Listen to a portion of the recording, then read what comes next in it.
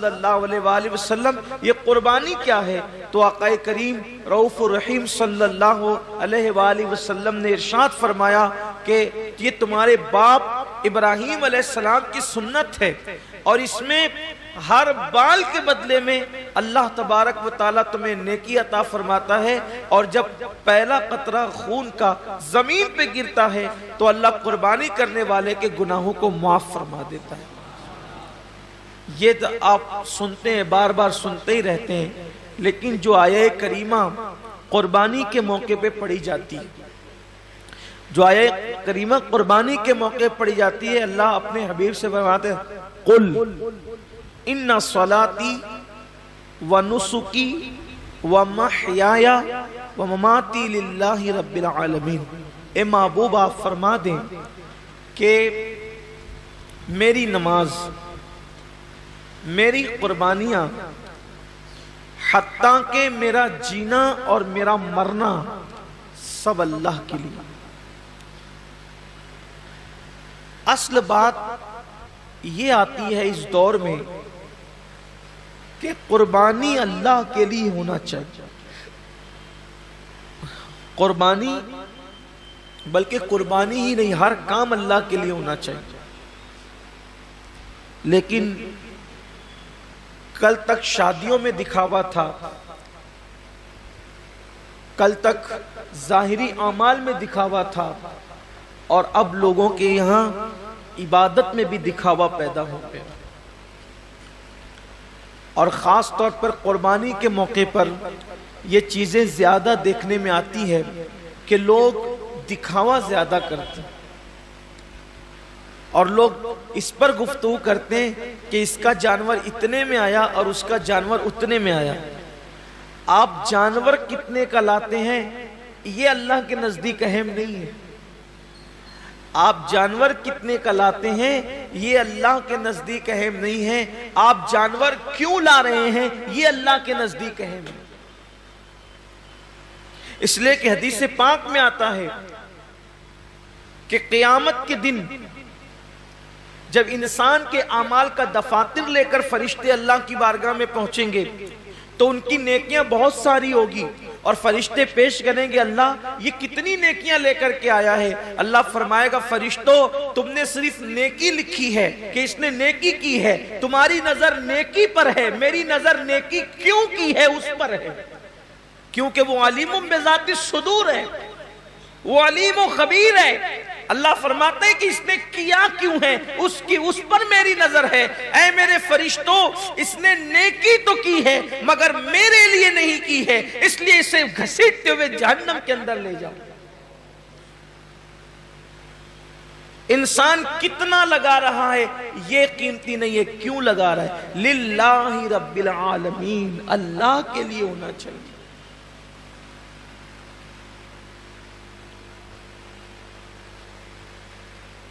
ایک مقام پر قرآن کہتا ہے کہ اللہ کے بارگاہ میں تمہارا خون اور گوشت نہیں پہنچتا قربانی کا۔ سورہ حج میں اللہ کا ارشاد ہے کہ تمہارا گوشت اور خون اللہ تک نہیں پہنچتا، اللہ تک تو تمہاری دلوں کی نیتیں پہنچتی ہیں، تمہارے دلوں کا تقوی پہنچتا ہے۔ میرے پیارے آقا صلی اللہ علیہ وسلم کے پیارے دیوانوں، آج کل قربانی اللہ ماشاءاللہ اس لیے بھی لوگ کرتے ہیں کہ گوشت کھانے ملے گا۔ گوشت تو ملنا ہی ملنا ہے، گوشت نے جانا کہاں ہے؟ گوشت جائے گا کہاں؟ گوشت تو کھانے، لیکن نیت تو اچھی کرو۔ ہمارے بزرگوں نے فرمایا کہ اعمال سیکھنے سے پہلے اعمال کی نیت سیکھا کرو، اس لیے کہ مومن کی نیت اس کے عمل سے افضل ہے۔ نیت المؤمن خیر من عملہ، مومن کی نیت اس کے عمل سے افضل ہے۔ آپ نے کبھی سوچا کہ ایک کافر 20 سال کفر کر رہا ہے، پھر بھی وہ قیامت تک جہنم میں، 20 سال ہی نہیں بلکہ سال بھر بھی کفر کرے تو بھی جہنم میں، 6 مہینہ بھی کافر رہے تو بھی جہنم، اسی حالت پہ مرا تو جہنم میں، ایک دن بھی کفر کیا اور وہ کفر پہ مرا تو جہنم میں کیوں ہے؟ اور مومن ایک دن مومن ہے اور ایمان پہ خاتمہ ہوا تو جنت میں کیوں ہے؟ عمل کی وجہ سے نہیں بلکہ نیت کی وجہ سے۔ کافر کفر پر اس لیے مرا کہ جب تک زندہ رہتا کفر پر رہتا، اس لیے ہمیشہ جہنم میں نیت کی وجہ سے، اور مومن جنت میں اس لیے ہے کہ جب تک دنیا میں رہتا ایمان پر رہتا، ایمان پر رہنے کی نیت اس کو ہمیشہ جنت میں رکھ رہی ہے۔ یہ انسان کی نیت کی اہمیت ہے، یہ انسان کی نیت کی اہمیت ہے کہ رہا تو ایک دن ایمان پر مگر نیت بھی ہمیشہ ایمان پر رہے گا، اس لیے ہمیشہ کی ایمان پر رہنے کی نیت اس کو ہمیشہ جنت میں رکھے گی، اور اس کو ہمیشہ کفر پر رہنے کی نیت اس کو ہمیشہ جہنم کے اندر رکھے گی۔ پتہ چلا کہ نیتوں پر اجر ملتا ہے۔ تو آج مومنوں کو، مسلمانوں کو نیت درست کرنے کی، جانور خریدو تو کتنا گوشت نکلے گا یہ دیکھ کر مت خریدو، بلکہ یہ اللہ کے نزدیک قبول ہوگا یا نہیں قبول ہوگا یہ دیکھ کر کے خریدو۔ آج گوشت ہی سب کچھ ہو گیا، اس لیے قربانی کی جو برکتیں ملنی چاہیے وہ برکتیں نصیب نہیں ہو رہی۔ آج میں تھوڑا سا اس پر گفتگو کرنا چاہتا ہوں، نیت پر۔ نیت کا بڑا عمل دخل، جیسی نیت ہوگی، آپ نے سنا ہوگا جیسی نیت ہوگی ویسی برکت ہو۔ اور صرف قربانی ہی نہیں بلکہ سیکھ لیجئے کہ جو بھی عمل کرو اس میں نیت اچھی رکھو، اللہ کے لیے کرو، اللہ کو راضی کرنے کے لیے، کوئی اور نیت نہ ہو، خدا کی رضا ہو، رضا الہی کے لیے۔ حدیث پاک میں آتا ہے کہ بنی اسرائیل میں ایک شخص تھا، وہ راستے سے جا رہا تھا، اس نے راستے سے جاتے ہوئے ایک ٹیلا دیکھا، تو لوگ شاید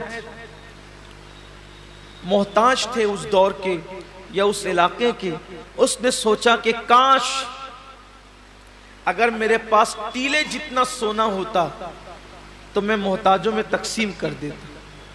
یعنی اس نے دل میں نیت کی، بس اللہ نے اس دور کے نبی پہ وحی فرمائی، اس سے کہہ دو کہ یہ ٹیلا سونا خیرات کرنے کا ثواب پا چکا،